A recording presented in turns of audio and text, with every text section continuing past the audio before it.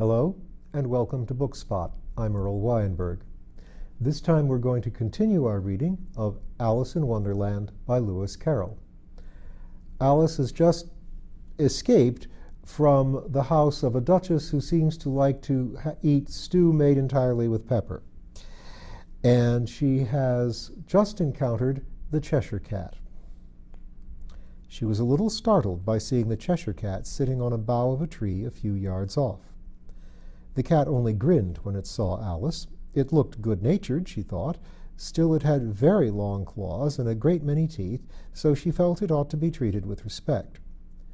Cheshire Puss, she began rather timidly, as she did not at all know whether it would like the name. However, it only grinned a little wider. "Come, it's pleased so far," thought Alice, and she went on. "Would you tell me, please, which way I ought to walk from here?" "That depends a good deal on where you want to get to," said the cat. "I don't much care where," said Alice. "Then it doesn't matter which way you walk," said the cat. "So long as I get somewhere," added Alice as an explanation. "Oh, you're sure to do that," said the cat, "if only you walk long enough." Alice felt that this could not be denied, so she tried another question. "What sort of people live about here?" "In that direction," the cat said, waving its right paw round, "lives a hatter, and in that direction," waving the other paw, "lives a March hare. Visit either you like. They're both mad." "But I don't want to go among mad people," Alice remarked. "Oh, you can't help that," said the cat. "We're all mad here. I'm mad. You're mad." "How do you know I'm mad?" said Alice. "You must be," said the cat, "or you wouldn't have come here." Alice didn't think that proved it at all. However, she went on, "And how do you know that you're mad?" "To begin with," said the cat, "a dog's not mad, you grant that?" "I suppose so." "Well, then," the cat went on, "you see, a dog growls when it's angry and wags its tail when it's pleased. Now I growl when I'm pleased and wag my tail when I'm angry. Therefore, I'm mad." "I call it purring, not growling," said Alice. "Call it what you like," said the cat. "Do you play croquet with the Queen today?" "I should like it very much," said Alice, "but I haven't been invited yet." "You'll see me there," said the cat, and vanished. Alice was not much surprised at this. She was getting so well used to queer things happening. While she was still looking at the place where it had been, it suddenly appeared again. "By the by, what became of the baby?" said the cat. "I'd nearly forgotten to ask." "It turned into a pig," Alice answered very quietly, just as if the cat had come back in a natural way. "I thought it would," said the cat, and vanished again. Alice waited a little, half expecting to see it again, but it did not appear, and after a minute or two she walked on in the direction in which the March hare was said to live. "I've seen hatters before," she said to herself. "The March hare will be much the most interesting, and perhaps as this is May it won't be raving mad, at least not so mad as it was in March." As she said this she looked up, and there was the cat again, sitting on a branch of a tree. "Did you say pig or fig?" said the cat. "I said pig," replied Alice, "and I wish you wouldn't keep appearing and vanishing so suddenly. You make one quite giddy." "All right," said the cat, and this time it vanished quite slowly, beginning with the end of the tail and ending with the grin, which remained some time after the rest of it had gone. "Well, I've often seen a cat without a grin," thought Alice, "but a grin without a cat? It's the most curious thing that I saw in all my life." She had not gone much farther before she came in sight of the house of the March hare. She thought it must be the right house, because the chimneys were shaped like ears, and the roof was thatched with fur. It was so large a house that she did not like to go nearer till she had nibbled some more of the left-hand bit of mushroom, and raised herself to about 2 feet high. Even then she walked up towards it rather timidly, saying to herself, "Suppose it should be raving mad after all. I almost wish I'd gone to see the hatter instead." Chapter 7. A Mad Tea Party. There was a table set out under a tree in front of the house, and the March Hare and the Hatter were having tea at it. A dormouse was sitting between them, fast asleep, and the other two were using it as a cushion, resting their elbows on it and talking over its head. Very uncomfortable for the dormouse, thought Alice, only as it's asleep, I suppose it doesn't mind.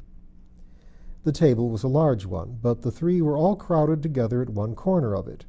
"No room! No room!" they cried when they saw Alice coming. "There's plenty of room," said Alice indignantly, and she sat down in a large armchair at one end. "Have some wine," the March Hare said in an encouraging tone. Alice looked all round the table, but there was nothing on it but tea. "I don't see any wine," she remarked. "There isn't any," said the March Hare. "Then it wasn't very civil of you to offer it," said Alice angrily.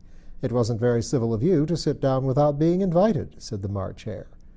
"I didn't know it was your table," said Alice. "It's laid for a great many more than three." "Your hair wants cutting," said the Hatter. He had been looking at Alice for some time with great curiosity, and this was his first speech. "You should learn not to make personal remarks," Alice said with some severity. "It's very rude."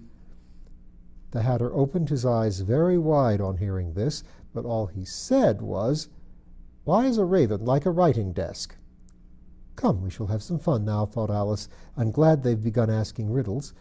I believe I can guess that," she added aloud. "Do you mean that you think you can find out the answer to it?" said the March Hare. "Exactly so," said Alice. "Then you should say what you mean," the Hare went on. "I do," Alice hastily replied. At least I mean what I say. That's the same thing, you know." "Not the same thing a bit," said the Hatter. "Why, you might as well say that I see what I eat is the same as I eat what I see. You might as well say," added the March Hare, "that I like what I get is the same as I get what I like." "You might as well say," added the Dormouse, who seemed to be talking in his sleep, "that I breathe when I sleep is the same thing as I sleep when I breathe." "It is the same with you," said the Hatter, and here the conversation dropped, and the party sat silent for a minute, while Alice thought over all she could remember about ravens and writing desks, which wasn't much. The Hatter was the first to break the silence. "What day of the month is it?" he said, turning to Alice. He had taken his watch out of his pocket and was looking at it uneasily, shaking it every now and then and holding it to his ear. Alice considered a little. "The 4th." "2 days wrong," sighed the Hatter. "I told you butter wouldn't suit the works," he added, looking angrily at the March Hare. "It was the best butter," the March Hare meekly replied. "Yes, but some crumbs must have got in as well," the Hatter grumbled. "You shouldn't have put it in with a bread knife." The March Hare took the watch and looked at it gloomily. Then he dipped it into his cup of tea and looked at it again, but he could think of nothing better to say than his first remark. "It was the best butter, you know." Alice had been looking over his shoulder with some curiosity. "What a funny watch," she remarked. "It tells the day of the month and doesn't tell what o'clock it is." "Why should it?" muttered the Hatter. "Does your watch tell what year it is?" "Of course not," Alice replied very readily, "but that's because it stays the same year for such a long time together." "Which is just the case with mine," said the Hatter. Alice felt dreadfully puzzled. The Hatter's remark seemed to her to have no sort of meaning in it, and yet it was certainly English. "I don't quite understand you," she said as politely as she could. "The Dormouse is asleep again," said the Hatter, and he poured a little hot tea onto its nose. The Dormouse shook its head impatiently and said, without opening its eyes, of course, just what I was going to remark myself."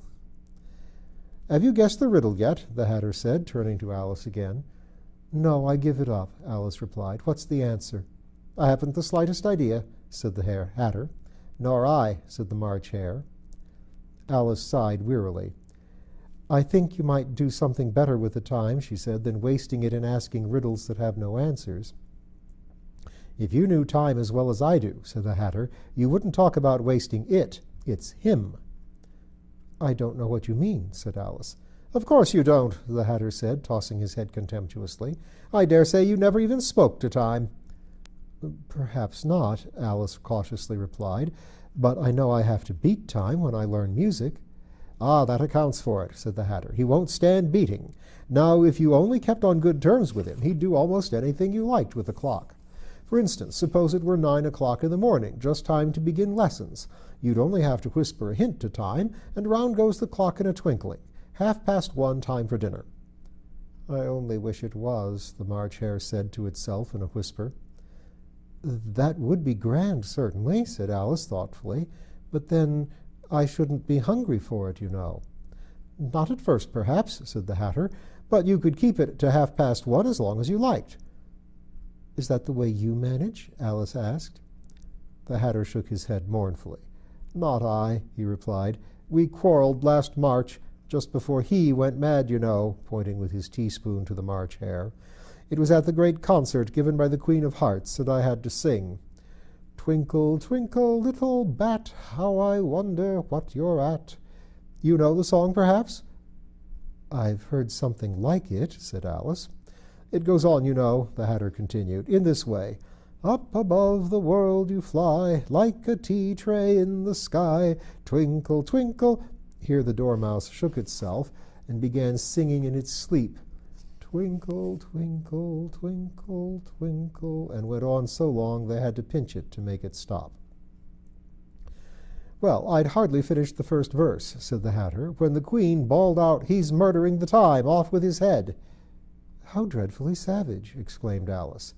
"And ever since that," the Hatter went on in a mournful tone, "he won't do a thing I ask. It's always 6 o'clock now." A bright idea came into Alice's head. "Is that the reason so many tea things are put out here?" she asked. "Yes, that's it," said the Hatter with a sigh. "It's always tea time, and we've no time to wash for the things between whiles." "Then you keep moving round, I suppose," said Alice. "Exactly so," said the Hatter, "as the things get used up." "But when you come to the beginning again?" Alice ventured to ask. "Suppose we change the subject," the March Hare interrupted, yawning. "I'm getting tired of this. I vote the young lady tells us a story." "I'm afraid I don't know one," said Alice, rather alarmed at the proposal. "Then the Dormouse shall," they both cried. "Wake up, Dormouse!"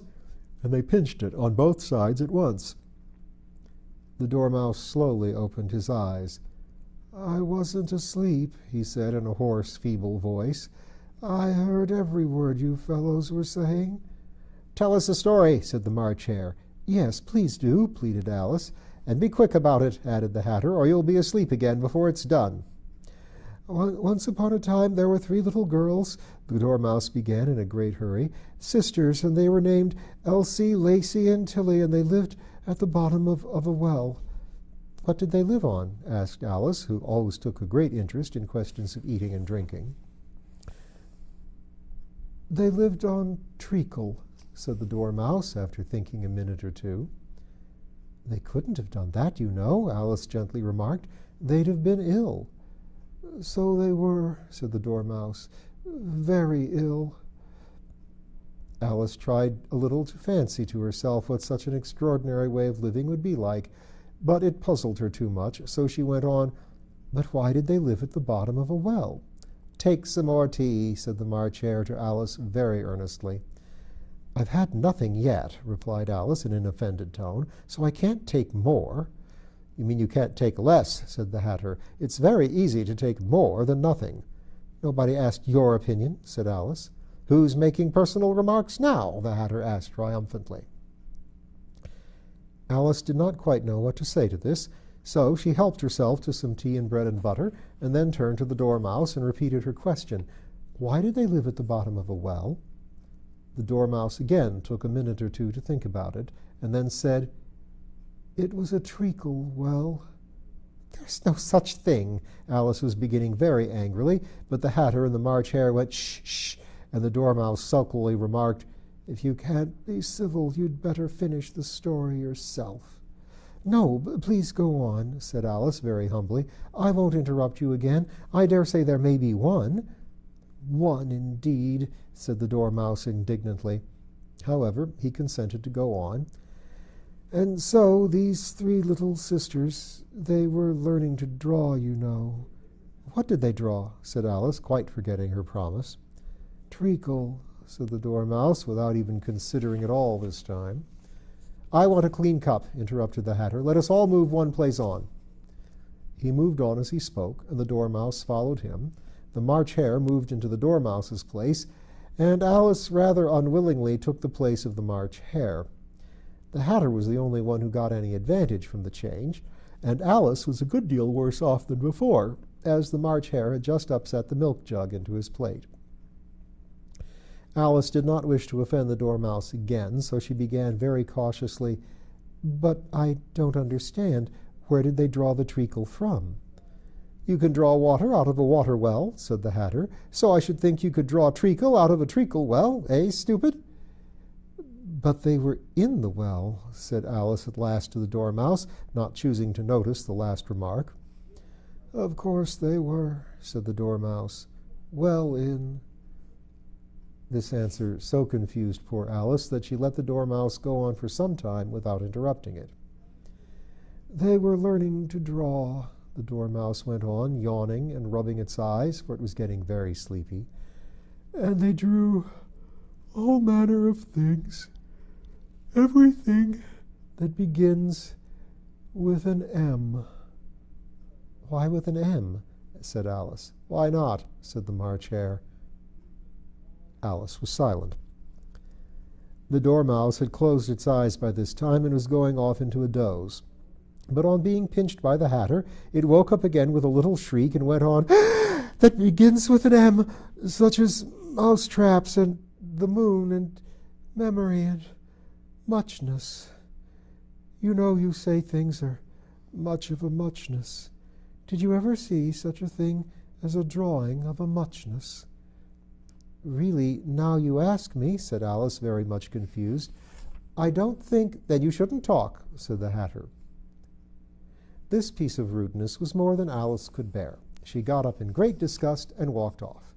The Dormouse fell asleep instantly, and neither of the others took the least notice of her going, though she looked back once or twice, half hoping they would call after her. The last time she saw them, they were trying to put the Dormouse into the teapot.